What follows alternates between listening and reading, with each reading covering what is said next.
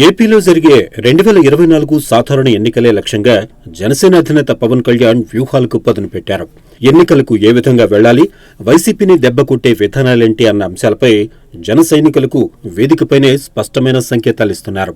YCP వ్యతిరేక ఓటును చీలనివ్వరని పదే పదే స్పష్టం చేస్తూ రణస్థలం వేదికగా కీలక వ్యాఖ్యలు చేశారు.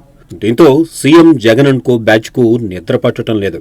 తాడేపల్లి బాస్తో మెప్పు పొందేందుకు మంత్రులు, ఎమ్మెల్యేలు నోటికొచ్చింది వాగేస్తున్నారు. వచ్చే ఎన్నికలకు పవనే ప్రధాన శత్రువంటూ భావించి దాడి చేస్తున్నారు. దీనిపై టీడీపీ అధినేత చంద్రబాబు సైతం స్పందించారు.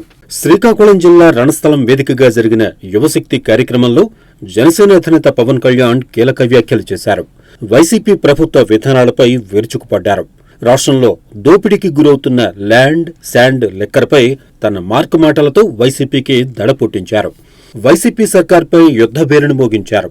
పవర్ పంచులతో జగన్ సర్కార్పై నిప్పులు చెరిగారు. జాగ్రత్త అంటూ వైసీపీ నేతలకు స్ట్రాంగ్ వార్నింగ్ ఇచ్చేశారు.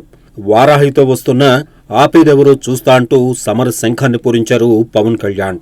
దీంతో వైసీపీ నేతల్లో వణుకు మొదలైంది. పవన్ పై వ్యక్తిగత దూషణలకు దిగుతున్నారు. ఏ ప్రతిపక్ష నాయకుడైనా ఓ సభా వేదిక నుంచి అధికార పక్షాన్ని విమర్శిస్తే ఒకరో ఇద్దరో స్పందిస్తారు. పవన్ కళ్యాణ్ మాట్లాడితే మాత్రం పదుల సంఖ్యలో పేటీఎం బ్యాచ్ రెచ్చిపోతోంది. సామ్రాజ్యం కూల్చేస్తారని వైసీపీ భయపడుతోంది. యువశక్తి కార్యక్రమంలో పవన్ చేసిన కామెంట్స్ అధికార పక్షంలో కాకం రేపాయి.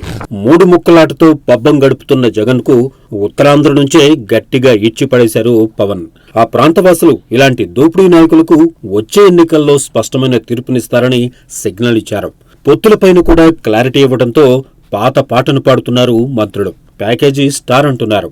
ఎక్కడ తీసుకున్నా అని ప్రశ్నిస్తే మాత్రం ఒక్క వైసీపీ నేత కూడా నిరూపించరు. చెప్పు చూపించి అడిగితే అవినీతి మంత్రులకు ఆవేశం వస్తోంది. సంక్రాంతి సంబరాల రాంబాబు అయితే తన అవినీతిని పవన్ పక్కాగా నిరూపించినా సిగ్గేలేదు. గురువారం ఓసారి, శుక్రవారం మరోసారి ప్రెస్ మీట్లు పెట్టి పవన్ ను ఘాటుగా తిడుతూనే ఉన్నారు. అంతేకాని పవన్ కళ్యాణ్ వ్యక్తం చేసిన ఒక్క సమస్యపైన స్పందించడం లేదు. తమ శాఖల్లో ఏం జరుగుతోందో తెలుసుకునే ప్రయత్నం చేయరు. ఒక్క ప్రాజెక్టును తేలేని గుడివాడ అమర్నాథ్ కూడా చిందులేస్తున్నారు. తాము అంతకంటే ఎక్కువే తిడతామని చెప్పుకొచ్చారు. నిజానికి పవన్ అంత ఘాటుగా తిట్టడానికి కారణమెవరు? పవన్ రాజకీయ భాష సున్నితంగానే ఉంటుంది. ఆయన రాజకీయ విమర్శలెప్పుడూ పరిధి దాటి చేయలేదు. కానీ పవన్ సేనాని మానసిక ధైర్యాన్ని దెబ్బతీయాలని మొదటి నుంచి పవన్ తో పాటుగా ఆయన కుటుంబాన్ని మంత్రులు ఇష్టానురీతిన తిడుతూ వస్తున్నారు. మంత్రి రోజా మెగా కుటుంబం అంటూ రాజకీయాల్లో లేనివారిని కూడా తీసుకొచ్చి తిట్టారు. ఇలా తిట్టి చివరికి పవన్ సహనం నశించి పవన్ కు పూనకాలు లోడింగ్ అయ్యేలా చేశారు. ఇప్పుడేమో పవన్ కు సంస్కారం లేదని అంటున్నారు. తాము పవన్ ను ఎలాగైనా తిట్టచ్చు, కానీ తమను మాత్రం పవన్ పల్లెత్తు మాట అనకూడదన్నట్లుగా వైసీపీ నేతల తీరు ఉంటోంది. వైసీపీ నేతల మాటలపై టీడీపీ అధినేత చంద్రబాబు సైతం అభ్యంతరం వ్యక్తం చేస్తుంటారు. కానీ వైసీపీ గ్యాంగ్ అది పట్టించుకోదు.